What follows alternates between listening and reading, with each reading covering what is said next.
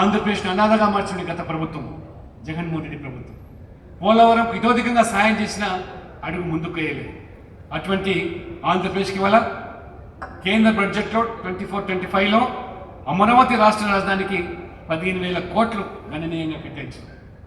ఇది గతంలో 2,500 కోట్లు కేటాయించడానికి అదనంగా ఈ 15,000 కోట్లు. పోలవరం నీటిపారుదల కోసం 18,900 కోట్లు 18,093 కోట్లు. దీన్ని నేషనల్ ప్రాజెక్టుగా ఇవాళ స్వాతంత్ర తర్వాత ఫస్ట్ ఒక ఇరిగేషన్ ప్రాజెక్ట్ అది ఆంధ్రప్రదేశ్కి దక్కింది, పోలవరంకి ఇవ్వడం జరిగింది. పూర్తి బాధ్యత కూడా కేంద్రమే తీసుకుంటాం. ఇది 2014 నుండి నిర్మాణం కోసం ఇప్పటికే 13,000 కోట్లు కేటాయించడం జరిగింది. దానికి అదనంగా 18,000 కోట్లు ఇవాళ రైల్వే జోన్ ఇంతకు చెప్పినట్టుగా సౌత్ కోస్ట్ రైల్వే జోన్, దాంతోపాటు అమృత్ భారత్ స్టేషన్ కింద ఆంధ్రప్రదేశ్కు 72 రైల్వే స్టేషన్లు ఆధునీకరించడానికి ప్రయాణికుల సౌకర్యం కోసం. అదే రకంగా ప్రధానమంత్రి 18 జాతీయ రహదారుల ప్రాజెక్టులను ఆంధ్రప్రదేశ్లో ప్రారంభించారు. 17 నేషనల్ హైవే ప్రాజెక్ట్స్ శంకుస్థాపన చేశారు. ఈ రకంగా విజయవాడ బెంగళూరు గ్రీన్ఫీల్డ్ 6 లెవెల్ ఎక్స్ప్రెస్కు మరి 14,060 కోట్లతో. అంతేకాదు వైజాగ్ స్టీల్ ప్లాంట్ ఏదైతే మరి విశాఖ ఉక్కు ఆంధ్రుల హక్కుగా భావించేటువంటి ఈ స్టీల్ ప్లాంట్కు మన రాజుగారు ఈ ప్రాంతానికి ఎమ్మెల్యే అందరి యొక్క ప్రోద్బలంతో భారతీయ జనతా పార్టీ చంద్రబాబు గారి విజ్ఞప్తితో ఇవాళ స్టీల్ ప్లాంట్ పెద్దపీట వేయడమే కాకుండా దాన్ని ఆదుకోవడానికి కూడా బడ్జెట్లో దానికి డబ్బులు కేటాయించారు.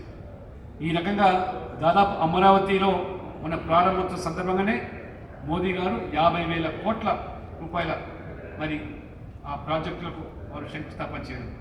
దీంతోపాటు స్టీల్ ప్లాంట్ ఇంతకు చెప్పినట్టుగా 3,295 కోట్లు కేటాయించారు. వైజాగ్ స్టీల్ ఎంత దుష్ప్రచారం చేశారు మోదీ గారు. ఈ ప్రభుత్వం వచ్చిన తర్వాత దాన్ని ప్రైవేటైజ్ చేస్తూ అమ్మకానికి పెట్టారని అందరినీ కూడా వమ్ము చేసి ఇవాళ వైజాగ్ స్టీల్ ప్లాంట్ కాపాడడం కాకుండా దాన్ని వైజాగ్ పోర్టు ఆధీకరణ కోసం దీన్ని అప్గ్రేడ్ చేయడానికి 730 కోట్లు. భోగాపురం విమానాశ్రయ కనెక్టివిటీ విశాఖపట్నం ఓడురేవును భోగాపురం అంతర్జాతీయ విమానాశ్రయంతో 6,300 కోట్లు. ఈ రకంగా మరి Vizag metro rail project Khammam మరియు దేవరపల్లి మధ్య 122 కిలోమీటర్ల పొడవుతో కొత్త గ్రీన్ఫీల్డ్ 4 లేన్. ఈ రకంగా హైదరాబాద్ విశాఖపట్నం మోదీ గారు 11 సంవత్సరాల్లో మొత్తం ఈ అభివృద్ధికి పెద్దపీట వేస్తూ ప్రజలు ఇవాళ పూర్తి అండదండతోనే ఈ దేశం దూసుకుపోతుంది. ఆంధ్రప్రదేశ్ కూడా ఖచ్చితంగా రాబో రోజుల్లో అగ్రగామిగా ఇవాళ మోదీ గారు చంద్రబాబు గారు పవన్ కళ్యాణ్ మరి వీరి నేతృత్వంలో ఖచ్చితంగా ఆంధ్రప్రదేశ్ కూడా అభివృద్ధికి మోదీ ప్రభుత్వం కట్టుబడిందనే విషయాన్ని కూడా ఈ సందర్భంగా తెలియజేస్తూ దేశవ్యాప్తంగా కూడా ఈ యొక్క ప్రగతి నివేదికను ప్రజల ముందు పెడుతుంది. ఏ ప్రజలైతే ఆదరించి గెలిపించారో వారికి జవాబుదారిగా ఇవాళ this is what it is our progress report, our performance. కాబట్టి ఈ అన్ని రాష్ట్రాల్లో అన్ని జిల్లాల్లో కూడా ప్రజలకు మా నివేదిక పెడతాం.